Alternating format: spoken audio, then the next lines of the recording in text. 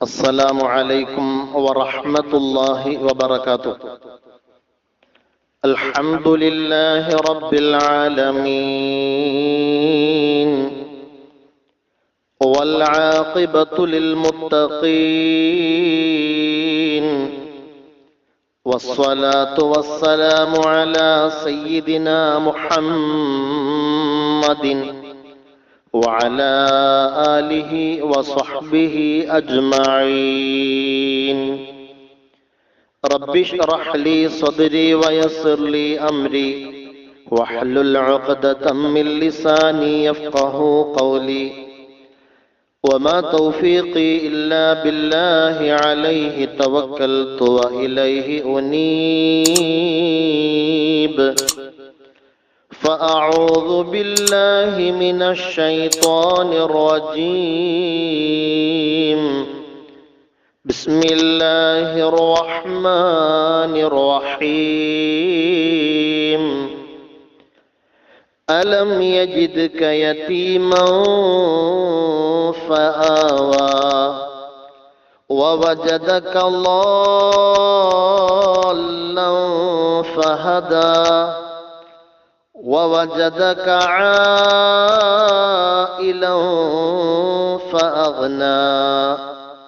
صدق الله مولانا العظيم. സ്നേഹമുള്ള വിശ്വാസികളെ, വിശ്വാസിനികളെ, അല്ലാഹു സുബ്ഹാനഹു വ തആല നമുക്ക് ഇസ്സത്തും സലാമത്തും റാഹത്തും റഹ്മത്തും എല്ലായ്പ്പോഴും നൽകി അനുഗ്രഹിക്കട്ടെ. ഒരു ദിനം ഒരു നന്മ 142-ാമത്തെ എപ്പിസോഡ്. മുഹമ്മദ് റസൂലുള്ളാഹി സ്വല്ലല്ലാഹു അലൈഹി വസല്ലമയെ കുറിച്ച് ചർച്ച ചെയ്യുന്ന തുടർ പ്രസംഗത്തിന്റെ 26-ാമത്തെ ഭാഗം. ഇന്നത്തെ വിഷയം 3 അനുഗ്രഹങ്ങൾ, 3 ഉപദേശങ്ങൾ. അത് പറയാനും കേൾക്കാനും ജീവിതത്തിൽ പകർത്തി പ്രവർത്തിക്കാനും അല്ലാഹു നമുക്ക് തൗഫീഖ് നൽകി അനുഗ്രഹിക്കട്ടെ. സ്നേഹമുള്ളവരെ, മഹാനായ റസൂലുള്ളാഹി സ്വല്ലല്ലാഹു അലൈഹി വസല്ലമയുടെ മനസ്സിൽ ജിബ്രീലിന്റെ ആഗമനത്തിന് ഒരു വിടവ് വന്നപ്പോൾ ശേഷം നബി തങ്ങൾ സ്വല്ലല്ലാഹു അലൈഹി വസല്ലമയെ ആശ്വസിപ്പിക്കുകയും ഏതെങ്കിലും ഒരു കാര്യം പറയുമ്പോൾ ഇൻഷാ അല്ലാഹ് അത് പറയാതെ ഒരിക്കലും സ്വന്തം ഇഷ്ടപ്രകാരം അങ്ങ് പറഞ്ഞു പോവരുത് എന്ന രീതിയിൽ ഒരു തർബിയത്ത് കൊടുക്കുകയും ചെയ്തു.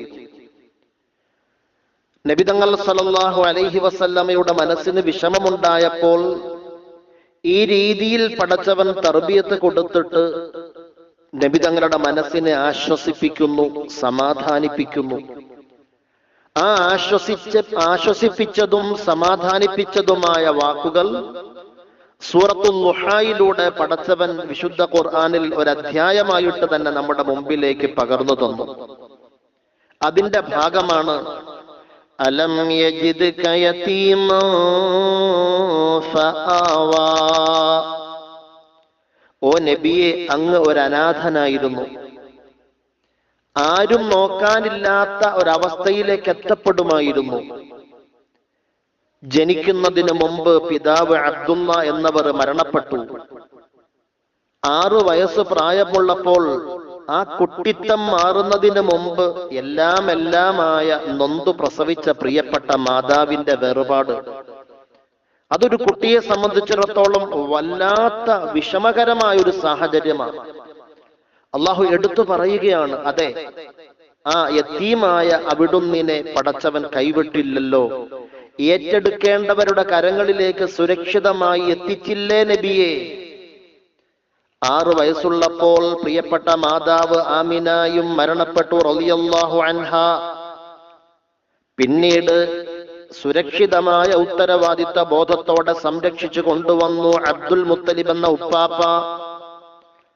12 വയസ്സുള്ളപ്പോൾ ഉപ്പാപ്പ അബ്ദുൽ മുത്തലിബും മരണപ്പെട്ടിട്ട് പടച്ചവൻ നബി തങ്ങൾ സല്ലല്ലാഹു അലൈഹി വസല്ലമയെ കൈവടിയാതെ അബൂ ത്വാലിബിന്റെ കരങ്ങളിൽ സുരക്ഷിതമായി ഏൽപ്പിച്ചു. കഷ്ടപ്പാടും ബുദ്ധിമുട്ടും ദാരിദ്ര്യവും എന്താണെന്നറിഞ്ഞ ധാരാളം മക്കളുടെ ഇടയിൽ ജീവിതത്തിന്റെ രണ്ടറ്റം കൂട്ടിമുട്ടിക്കാൻ കഷ്ടപ്പെട്ട അബൂ ത്വാലിബ് ഖദീജയുമായി നബി തങ്ങളെ പരിചയപ്പെടുത്തിയതോടുകൂടി അനുഗ്രഹത്തിന്റെ കവാടങ്ങൾ തുറക്കുന്നു. ووجدك ضالا فهدى ووجدك عائلا فأغنى. ഈ മൂന്ന് കാര്യങ്ങളാണ്, മൂന്ന് അനുഗ്രഹങ്ങൾ. ഓ നബിയെ, നിങ്ങൾ അനാഥനായിരുന്നിട്ടും കൈവടിയാതെ പടച്ചവൻ സംരക്ഷണ ഉത്തരവാദിത്വം ഏറ്റെടുക്കേണ്ടവരുടെ കരങ്ങളിലേക്ക് സുരക്ഷിതമായി അവിടുന്നിനെ കൊടുത്തേൽപ്പിച്ചില്ലേ നബിയേ? അവർ സർവാത്മന നിങ്ങളെ സംരക്ഷിച്ചില്ലേ നബിയേ? സ്വന്തം മക്കളെ നോക്കുന്നതിനേക്കാൾ പരിഗണനയോടെയാണ് അബൂ ത്വാലിബ് മുഹമ്മദ് എന്ന കൊച്ചുകുട്ടിയെ വളർത്തിക്കൊണ്ടുവന്നത്, ഏൽപ്പിക്കേണ്ടവരിലേക്ക് ഏൽപ്പിച്ചു കൊടുത്തത്. ആ മുഹമ്മദിന്റെ ഉയർച്ചയും വളർച്ചയും നോക്കിക്കണ്ട് അവസരോചിതമായി ഇടപെടുകയായിരുന്നു അബൂ ത്വാലിബ്. ഞാനെങ്ങാനും മരണപ്പെട്ടാൽ എന്റെ പൊന്നുമോൻ മുഹമ്മദിന്റെ അവസ്ഥ എന്തായി മാറും എന്ന കാര്യം ആലോചിച്ചിട്ട് ഖദീജയുമായി ബന്ധപ്പെട്ടിട്ട് കച്ചവടത്തിന് വേണ്ടി ഷാമിലേക്ക് പറഞ്ഞേക്കാൻ കാരണക്കാരൻ പിതൃവ്യൻ അബൂ ത്വാലിബ് ആയിരുന്നില്ലേ? ചരിത്രം നമ്മൾ പഠിച്ചതല്ലേ, എപ്പിസോഡ് പലതും കേട്ടതല്ലേ? ഖദീജയുമായി അബൂ ത്വാലിബ് ബന്ധപ്പെടുത്തലോടുകൂടി കച്ചവടത്തിൽ നൈപുണ്യം അവതരിപ്പിക്കലോടുകൂടി മുഹമ്മദ് സ്വല്ലല്ലാഹു അലൈഹി വസല്ലമയുമായുള്ള വിവാഹത്തിന്റെ കാര്യത്തെ ആലോചിക്കുന്നു. നടപടികൾക്ക് അബൂ ത്വാലിബ് നേതൃത്വം നൽകുന്നു. ഖദീജ റളിയല്ലാഹു അൻഹ മനസ്സ് സമർപ്പിച്ചില്ലേ? ശരീരം സമർപ്പിച്ചില്ലേ?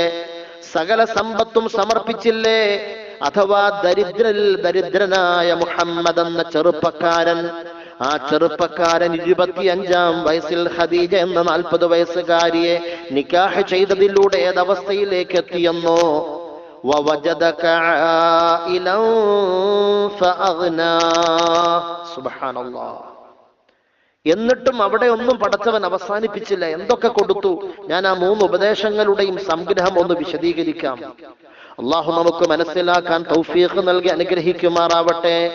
വിവാഹത്തോടെ ധന്യതയുടെ അവസ്ഥ, അതിന്റെ കവാടം തുറന്നു. പ്രവാചകത്വത്തിന് മുമ്പ് മുഹമ്മദ് സല്ലല്ലാഹു അലൈഹി വസല്ലം കച്ചവടം നടത്തി, ഖദീജയ്ക്ക് വേണ്ടിയും കച്ചവടം നടത്തി, സ്വന്തമായും കച്ചവടം നടത്തി. ഏതാണെങ്കിലും ഖദീജയ്ക്ക് വലിയ സന്തോഷമായിരുന്നു. അതിനുശേഷം പ്രവാചകത്വം ലഭിച്ചു. പിന്നീട് ഹിജ്റ ചെയ്ത് മദീനയിലേക്ക് എത്തിയപ്പോൾ മദീനക്കാരായ അൻസാരികൾ എല്ലാ രീതിയിലും നബി തങ്ങളെയും സ്വഹാബത്തുകളെയും സഹായിക്കാൻ തയ്യാറായി. ഇതൊക്കെ നമ്മുടെ ജീവിതത്തിൽ വലിയ പാഠമാണ്. എന്റെ പ്രിയപ്പെട്ടവരെ, ഈ 3 ഉപദേശങ്ങൾ നബിതങ്ങൾ, ഈ 3 അനുഗ്രഹങ്ങൾ ഉണ്ടല്ലോ, അത് നബിതങ്ങൾ സല്ലല്ലാഹു അലൈഹി വസല്ലമയുമായി മാത്രം ബന്ധപ്പെട്ട് പറയുന്നതാണെന്ന് കരുതിപ്പോവരുത്.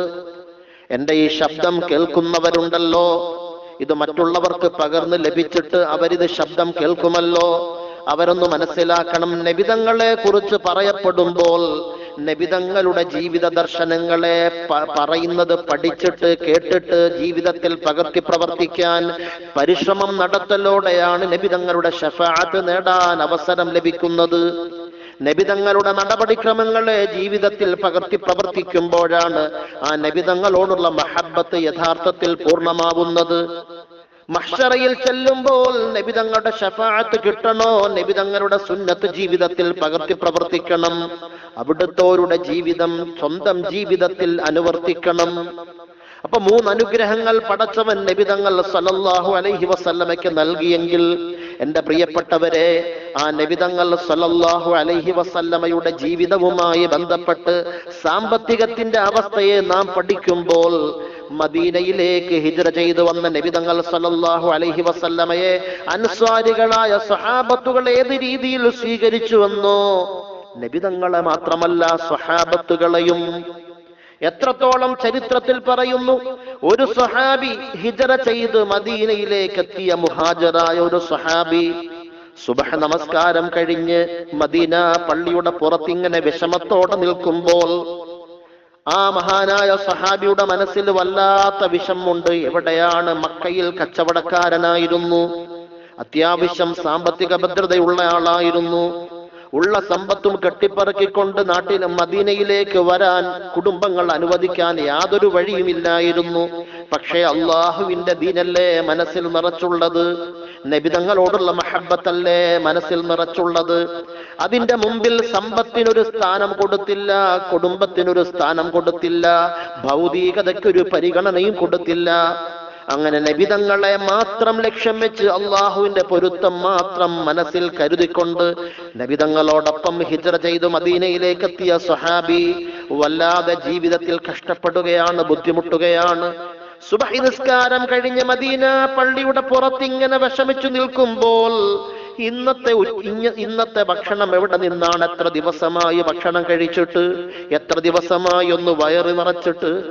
ആ സ്വഹാബി റളിയല്ലാഹു അൻഹു അങ്ങനെ നിൽക്കുമ്പോൾ അതാ അൻസാരികളിൽപ്പെട്ട മറ്റൊരു സ്വഹാബി അതിലേക്ക് കടന്നു വരുന്നു. ചോദിക്കുകയാണ്, ഹിജ്റ ചെയ്തു വന്ന പ്രിയപ്പെട്ട സഹോദര, അള്ളാഹുവിന്റെ സ്വഹാബ, നിങ്ങളുടെ മനസ്സിൽ വല്ലാത്ത ഒരു വിഷമം കാണുന്നല്ലോ, എന്താ പ്രശ്നം? എന്നെ കൊണ്ട് പരിഹരിക്കാൻ പറ്റുന്ന പ്രശ്നമാണെങ്കിൽ ഞാൻ കഴിവിന്റെ പരമാവധി പരിശ്രമിക്കാം, സഹകരിക്കാം, സഹായിക്കാം. സ്വഹാബി റളിയല്ലാഹു അൻഹു, മുഹാജിറായ സ്വഹാബി റളിയല്ലാഹു അൻഹു പറഞ്ഞു, പ്രിയപ്പെട്ട സ്വഹാബ, ഞാൻ മക്കയിൽ നല്ല സാമ്പത്തിക ഭദ്രത ഉള്ള ആളായിരുന്നു. ഞാൻ അവിടെ നിന്ന് എന്റെ സമ്പത്തും കെട്ടിപ്പറക്കിക്കൊണ്ട് പോന്നിരുന്നുവെങ്കിൽ എന്റെ കുടുംബം എന്റെ യാത്രയ്ക്ക് തടസ്സം നിൽക്കുമെന്ന് മനസ്സിലായപ്പോൾ എല്ലാം ഇട്ടെറിഞ്ഞിട്ട് അള്ളാഹുവിന്റെ പൊരുത്തം നേടിക്കൊണ്ട് നബിതങ്ങളോടുള്ള മഹബത്തിന്റെ പേരിൽ ഇങ്ങിപ്പോന്നതാണ്. ഇവിടെ വന്നിട്ട് ദിവസങ്ങളായി ഞാൻ പട്ടിണിയാണ്. എന്റെ പട്ടിണിയോ എന്റെ വിഷമങ്ങളോ ഞാൻ ആരോടും പറഞ്ഞിട്ടില്ല. എനിക്കൊന്ന് പിടിച്ചു നിൽക്കാൻ സാധിക്കുന്നില്ല സഹാബ. എന്താണ് നിങ്ങളുടെ ആവശ്യമെന്ന് ഞാൻ മനസ്സിലാക്കുന്നു.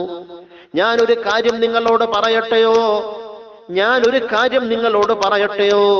അള്ളാഹു എനിക്ക് അത്യാവശ്യം ജീവിക്കാനുള്ള വക തന്നിട്ടുണ്ട്.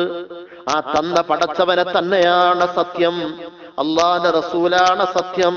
ഈ മസ്ജിദുൻ നബവിയുടെ മുമ്പിൽ നിന്നുകൊണ്ടാണ് പറയുന്നത്, എന്റെ സമ്പത്തിന്റെ പകുതി ഈ സമയം മുതൽ നിങ്ങൾക്കുള്ളതാണെന്ന് ഞാൻ അള്ളാഹുവിൽ സാക്ഷ്യപ്പെടുത്തിക്കൊണ്ട് പറയുന്നു. സുബ്ഹാനല്ലാഹ്. എന്നാലോചിച്ച് നോക്കി, അള്ളാഹു കൊടുക്കുന്ന അവസ്ഥയാണത്. എന്റെ പ്രിയപ്പെട്ടവരെ, ഇത് ആരിൽ നിന്ന് പകർന്നെടുത്തതാണെന്ന് ചിന്തിക്കണം. നബിതങ്ങളോടൊപ്പം കൂടിയതിന്റെ പേരിൽ എന്തെങ്കിലും അള്ളാഹു പരീക്ഷണങ്ങൾ പലതും അവർക്ക് കൊടുക്കുമെങ്കിലും പടച്ചവൻ അവരുടെ മുമ്പിലേക്ക് എത്തിക്കുന്ന അനുഗ്രഹങ്ങൾ ഇത് നബിതങ്ങൾക്ക് ലഭിക്കുന്ന അനുഗ്രഹങ്ങൾ പോലെയാണ്. നബിതങ്ങൾക്ക് ലഭിച്ചില്ലേ 3 അനുഗ്രഹങ്ങൾ?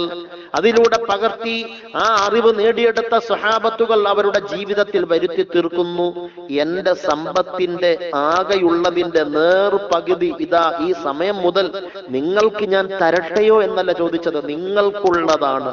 ഇനി അതിൽ നിന്നൊരു വിഹിതവും എനിക്കോ എന്റെ അനന്തരാവകാശികൾക്കോ ഉള്ളതല്ല. സുബ്ഹാനല്ലാഹ്. ആ പറയാനുള്ള മനസ്സൊന്നും ആലോചിച്ചു നോക്കി. ആ മുഹാജിറായ സ്വഹാബി റളിയല്ലാഹു അൻഹു പറയുന്നു, അല്ല സ്വഹാബ, ഞാൻ അത് ആഗ്രഹിച്ചുകൊണ്ടല്ല.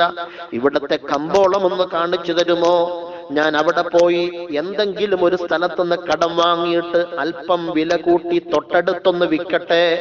അങ്ങനെ എനിക്ക് കച്ചവടം ചെയ്ത് നല്ല ശീലമുണ്ട്. എനിക്ക് കമ്പോളം ഒന്ന് കാട്ടിത്തന്നാൽ മതി. അതെ സഹാബ, നിങ്ങൾക്ക് കമ്പോളം കാട്ടിത്തരാം. അതിനു മുമ്പ് നിങ്ങൾ നേരെ എന്റെ വീട്ടിലേക്ക് വരണം. എനിക്കുള്ളതും കൊണ്ട്, ഞാൻ തരുന്നതും കൊണ്ട് നിങ്ങൾ കമ്പോളത്തിലേക്ക് പോകണം. സുബ്ഹാനല്ലാഹ്. ഇതാണ് സ്വഹാബത്തുകളുടെ മനസ്സ്. ഇതെവിടെ നിന്ന് പകർന്നെടുത്തു? നബിയുനാ വ സയ്യിദുനാ മുഹമ്മദ് മുസ്തഫ.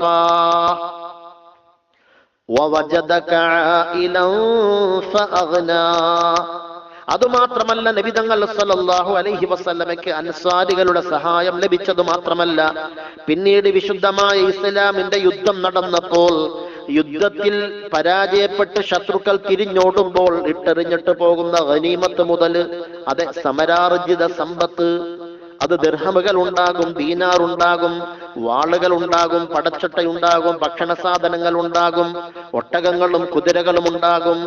ജീവൻ മരണ പോരാട്ടത്തിനൊടുവിൽ പരാജയപ്പെട്ട് സ്വന്തം ജീവൻ പിടിച്ചു നിൽക്കാൻ വേണ്ടി ഓടുന്ന ഓട്ടത്തിനിടയിൽ ഒരുപക്ഷെ സകലതും ഇട്ടെറിഞ്ഞിട്ട് പായുമ്പോൾ അത് യുദ്ധത്തിൽ വിജയം കൈവരിക്കുന്നവർക്ക് ശരീഅത്തുൽ ഇസ്ലാം അനുവദിക്കപ്പെട്ടതാണ്, അള്ളാഹു അനുവദിച്ചു കൊടുത്തിട്ടുള്ളതാണ്.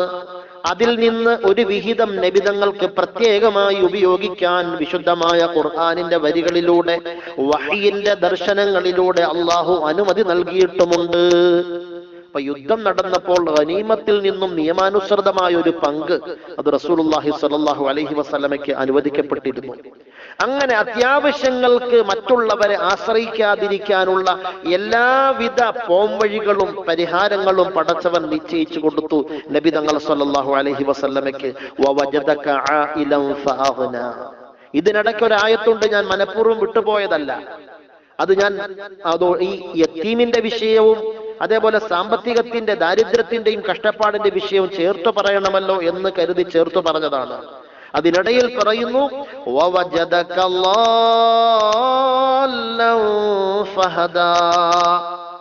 നേർവഴിയും സന്മാർഗവും അതേതാണെന്ന് പോലും നബി തങ്ങൾ സ്വല്ലല്ലാഹു അലൈഹി വസല്ലമയ്ക്ക് അറിയില്ലായിരുന്നു. ഖുറൈശി കൂട്ടത്തിന്റെ അക്രമത്തിൽ അതേപോലെ കഷ്ടപ്പാടിന്റെയും ബുദ്ധിമുട്ടിന്റെയും നെരിപ്പോടിൽ ഈ സമൂഹം വഴിപിഴച്ച് ജീവിക്കുമ്പോൾ, ബിംബത്തിന്റെ മുമ്പിൽ സാഷ്ടാംഗ നിസ്കാരം നടത്തുമ്പോൾ, മൃഗങ്ങളെ ബലിയർപ്പിക്കുമ്പോൾ, അതിന്റെ രക്തം കുടിക്കുമ്പോൾ, ആ ഒരു ദാരുണാവസ്ഥ കണ്ടിട്ട് നബി തങ്ങൾ സ്വല്ലല്ലാഹു അലൈഹി വസല്ലമയുടെ മനസ്സ് വിങ്ങി, പലപ്പോഴും അസ്വസ്ഥനായി, ഒറ്റയ്ക്കിരുന്ന് ചിന്തിക്കുമായിരുന്നു. ചിന്തയുടെ അവസ്ഥ എന്താണെന്ന് അന്വേഷിക്കുമ്പോ ഈ പ്രപഞ്ചം ഒരിക്കലും ഇങ്ങനെ സ്വമേധയാ ഉണ്ടായതല്ല. മനുഷ്യന്റെ കരങ്ങൾ കൊണ്ട് നിർമ്മിച്ചെടുക്കുന്ന ബിംബത്തിന്റെ മുമ്പിൽ സുജൂദ് ചെയ്യൽ ഒരിക്കലും ബുദ്ധിക്ക് യോജിക്കുന്നില്ല. ഉപകാരം ചെയ്യുകയോ ഉപദ്രവിക്കുകയോ ചെയ്യാത്ത ഈ കല്ലുകൊണ്ട് നിർമ്മിക്കപ്പെട്ട ഈ വിഗ്രഹങ്ങൾക്ക് മുമ്പിൽ ബലിദാനം നടത്തുന്നത് ആ മൃഗങ്ങളോട് കാണിക്കുന്ന അതിക്രമമായിട്ട് ഞാൻ മനസ്സിലാക്കുന്നു. നബിയുന മുഹമ്മദ് മുസ്തഫ ചിന്തിച്ചു. അള്ളാഹു അതിനുവേണ്ടി വഴിയൊരുക്കി. ആടിനെ മേയ്ക്കാൻ പോകുമ്പോൾ മരുഭൂമിയിൽ ഇങ്ങനെ ഒറ്റയ്ക്കിരുന്ന് ചിന്തിക്കുമായിരുന്നു. ആകാശങ്ങളെ ഉയർത്തി നിർത്തുന്നവൻ ആര്? ഭൂമിയെ പരത്തി വെച്ചവൻ ആര്? ഇത് വളരെ ഗൗരവമായി ചിന്തിക്കൂ. ആ ചിന്തയും അതിനുള്ള അന്വേഷണവും അത് എവിടെ കൊണ്ട് എത്തിച്ചു എന്ന് ചോദിച്ചാൽ വിശുദ്ധമായ മക്കയിലെ ഹിറാ ഗുഹയുടെ മുകളിലേക്ക് എത്തിച്ചു. അതെ, നബിതങ്ങളെ അള്ളാഹു പാകപ്പെടുത്തുകയായിരുന്നു. അവിടെ ദിവ്യ ദർശനം തുടക്കം കുറിച്ചപ്പോൾ അതിനെക്കുറിച്ചാണ് ഇവിടെ പറഞ്ഞത്.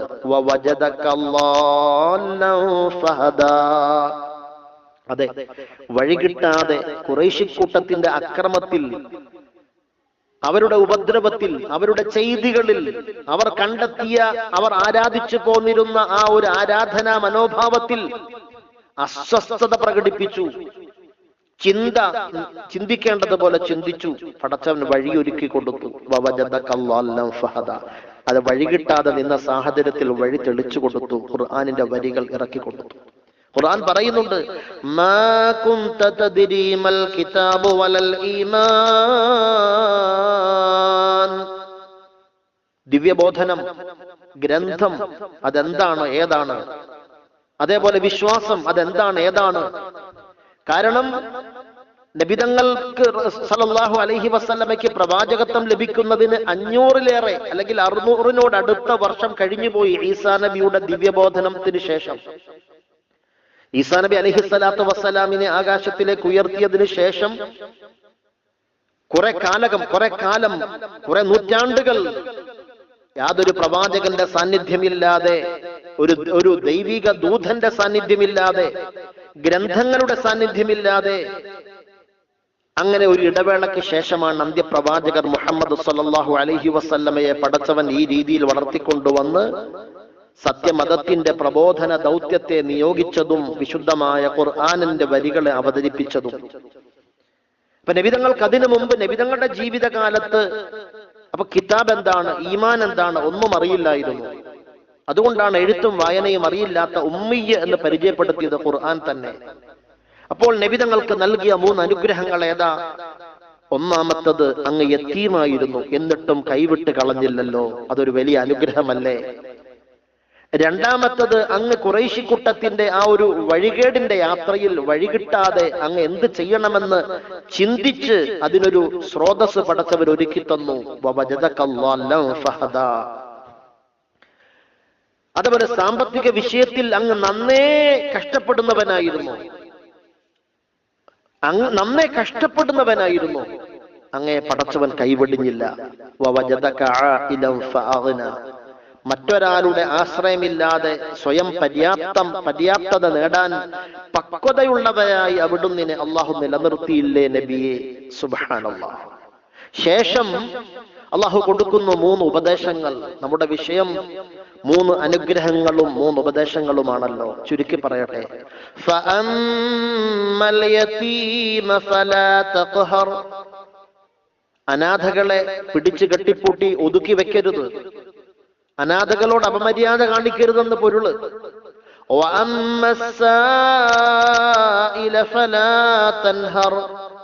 ആരെങ്കിലും എന്തെങ്കിലും ചോദിച്ചു വന്നാൽ അവനോട് അപമര്യാദയായി പെരുമാറിക്കൊണ്ട് മടക്കി അയക്കരുത്.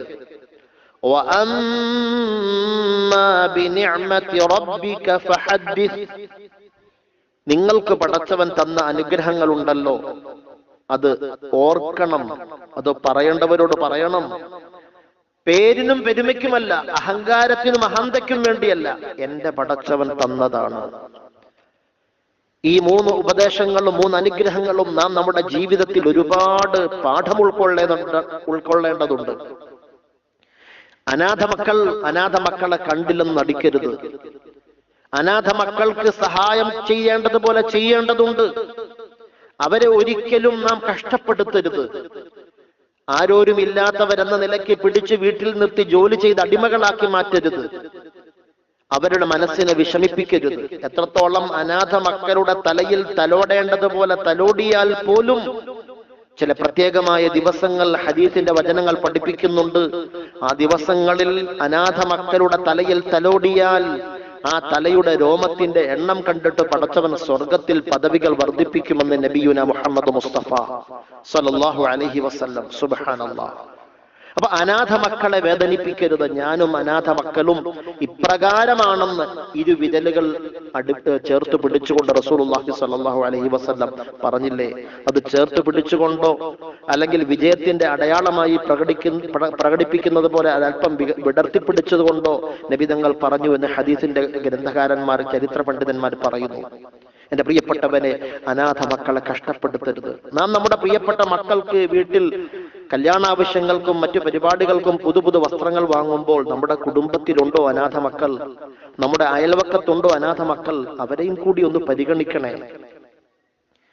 എന്തെങ്കിലും വല്ലപ്പോഴും ഒരു റമളാൻ വരുമ്പോൾ അവരെ സഹായിക്കുന്ന ഒരു ദൗത്യം മാത്രമല്ല, അവർക്ക് ആവശ്യമുള്ളതിനെ അന്വേഷിച്ചു കൊണ്ടിരിക്കണം, കൊടുത്തുകൊണ്ടിരിക്കുമ്പോഴൊക്കെ കൊടുക്കാൻ പടച്ചവന് വീണ്ടും വീണ്ടും നമുക്ക് തൗഫീഖ് തരും. അല്ലാഹു ഖബൂലാക്കുമാറാവട്ടെ.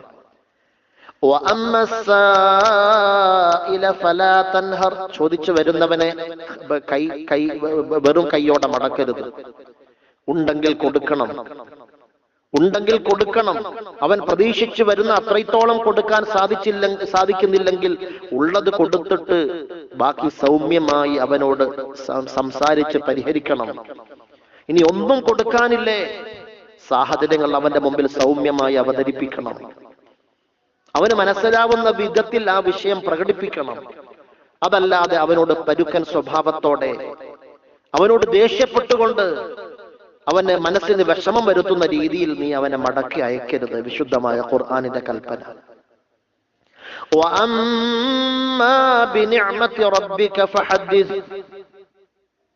നിങ്ങൾക്ക് പടച്ചവൻ തന്ന നിഅമത്തുകൾ അത് ഓർക്കണം. സംസാരത്തിനിടയിൽ അതെന്റെ പടച്ചവൻ തന്നതാണ്, അതെന്റെ റബ്ബിന്റെ അനുഗ്രഹമാണ്. ഹാദാ മിൻ ഫളി റബ്ബി.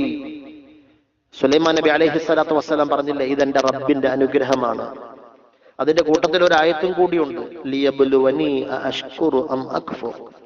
സത്യനിഷേധിയാകുന്നോ അല്ല നന്ദിയുള്ളവനാകുന്നോ, നന്ദികേട് കാണിക്കുന്നവനാകുന്നോ എന്ന് വേർതിരിച്ചറിയാൻ വേണ്ടി എന്റെ പടച്ചവൻ തന്നതാ. അപ്പൊ പടച്ചവൻ തന്ന നിഅമത്തുകളെ അത് പടച്ചവൻ തന്നതാണെന്ന ബോധത്തോടു കൂടി തന്നെ അത് ക്രയവിക്രയം ചെയ്യണം. അതിൽ അഹന്ത കാണിക്കരുത്. പേരും പെരുമയും പ്രകടിപ്പിക്കാൻ വേണ്ടി അതിനെ ഉപയോഗപ്പെടുത്തരുത്. ഇങ്ങനെ 3 അനുഗ്രഹങ്ങളെ കുറിച്ചും 3 ഉപദേശങ്ങളെ കുറിച്ചും സൂറത്തുൽ ളുഹായുടെ അവസാന ഭാഗം എടുത്തു പറയുന്നു. നബിതങ്ങൾ സ്വല്ലല്ലാഹു അലൈഹി വസല്ലമയ്ക്ക് പടച്ചവൻ കൊടുത്ത അനുഗ്രഹങ്ങളും ഈ ഉപദേശങ്ങളും നമ്മുടെ ജീവിതത്തിൽ പാഠം ഉൾക്കൊള്ളാൻ നാം തയ്യാറാവണം. അല്ലാഹു ഖബൂലാക്കുമാറാവട്ടെ. അപ്പൊ ആരെയും വേദനിപ്പിക്കരുത്, ഉള്ള സമ്പത്ത് കൊണ്ട് ആരെയും വേദനിപ്പിക്കരുത്. എനിക്ക് എന്റെ പടച്ചവൻ എന്റെ കഴിവ് കൊണ്ട് തന്നതാണെന്ന് ഖാറൂൻ അഹങ്കരിച്ചതുപോലെ അഹങ്കരിക്കരുത്. അള്ളാഹുവിന്റെ അനുഗ്രഹമായ സമ്പത്ത് അത് മറ്റുള്ളവർക്ക് കൊടുക്കേണ്ട സമയത്ത് കൊടുക്കാതെ പിടിച്ചു വെക്കുകയും ചെയ്യരുത്. ചോദിച്ചു വരുന്നവനെ അഹങ്കാരത്തിന്റെ സംസാരം കൊണ്ട് അവനെ ആക്ഷേപിച്ച് വായടപ്പൻ മറുപടി കൊടുത്തിട്ട് മടക്കി അയക്കരുത്. അത് പടച്ചവൻ ഇഷ്ടപ്പെടുന്ന കാര്യമല്ല, നബിതങ്ങൾക്ക് ഇഷ്ടപ്പെടുന്ന കാര്യമല്ല. സുബ്ഹാനല്ലാഹ്. പറഞ്ഞതും കേട്ടതും അനുസരിച്ച് അമൽ ചെയ്യാൻ പടച്ചവൻ തൗഫീഖ് തരുമാറാവട്ടെ. നബിതങ്ങൾ സല്ലല്ലാഹു അലൈഹി വസല്ലമയെ അറിയേണ്ടതുപോലെ അറിഞ്ഞ് പഠിക്കേണ്ടതുപോലെ പഠിച്ച് പിൻപറ്റേണ്ടതുപോലെ പിൻപറ്റാൻ അല്ലാഹു നമുക്കും തൗഫീഖ് തരുമാറാവട്ടെ. വആഖിറു ദഅവതി അനിൽ ഹംദുലില്ലാഹി റബ്ബിൽ ആലമീൻ. അൽഹംദുലില്ലാഹി അല്ലദീ അൻഅമ അലൈനാ ബിൽ ഈമാനി വഹദാനാ ഇലാ ദീനിൽ ഇസ്ലാം. اللهم صل على سيدنا محمد وعلى آل سيدنا ومولانا محمد. അർഹമുർ റഹീമായ അല്ലാഹുവേ, കാരുണ്യവാനായ പടച്ചവനെ നീ ഖബൂലാക്കണേ റഹ്മാനെ. നീ ഞങ്ങളെ പാഴാക്കല്ല റഹ്മാനെ. നിറഞ്ഞ ഈമാൻ തരണം, തഖ്വയുടെ ജീവിതം തരണം, ഇഖ്ലാസോടുകൂടിയുള്ള ഇബാദത്തിനുള്ള അവസരങ്ങൾ തുറന്നു തരണം. മനസ്സിനെ ടെൻഷൻ പിടിപ്പിക്കരുത്, രോഗിയാക്കരുത്, കഷ്ടപ്പെടുത്തരുത്, മറ്റുള്ളവരുടെ മുമ്പിൽ യാചിക്കുന്ന ദാരുണാവസ്ഥ വരുത്തരുത്, കടം കയറ്റി വെച്ച് ഭാരമേറിയ അവസ്ഥയിൽ മരിക്കാനിട വരുത്തരുത്. അല്ലാഹുവേ, അല്ലാഹുവേ, നീ കാരുണ്യവാനിൽ കാരുണ്യവാനാണ്. ഞങ്ങളോട് കരുണ കാണിക്കണേ റഹ്മാനെ. ഒരുപാട് പേര് ഒരുപാട് കാര്യങ്ങൾ മനസ്സിൽ കരുതി ദുആ വസിയത്ത് ചെയ്തിട്ടുണ്ട്. അവർക്കൊക്കെ വേണ്ടി ചോദിക്കുന്നു. അല്ലാഹുവേ, അവർക്കും ഞങ്ങൾക്കും ഖൈറുകൾ മാത്രം തരണേ അല്ലാഹ്. പുന്നാര നബി സല്ലല്ലാഹു അലൈഹി വസല്ലം ചോദിച്ച എല്ലാ ഖൈറുകളെ ഞങ്ങളും ചോദിക്കുന്നു. മുത്തനബി സല്ലല്ലാഹു അലൈഹി വസല്ലം കാവൽ തേടിയ എല്ലാ ഷർറ് ബലാ മുസീബത്തിനെ തൊട്ട് ഞങ്ങളും കാവൽ തേടുന്നു. ഇത് കേൾക്കുന്നവർക്കും ഇത് പകർന്നു കൊടുക്കുന്നവർക്കും ഇതിന്റെ പിന്നിൽ പ്രവർത്തിക്കുന്നവർക്കും ഈ ഇരുലോകത്തും വിജയം കൈവരിക്കാൻ പറ്റുന്ന അവസരങ്ങൾ നീ തുറന്നു തരണേ റഹ്മാനെ. ربنا تقبل منا إنك أنت السميع العليم وتب علينا إنك أنت التواب الرحيم واغفر لنا يا غافر المذنبين آمين برحمتك يا أرحم الراحمين بحق صلى الله على محمد صلى الله عليه وسلم صلى الله على محمد صلى الله عليه وسلم اللهم صل على سيدنا محمد يا رب صل عليه وسلم.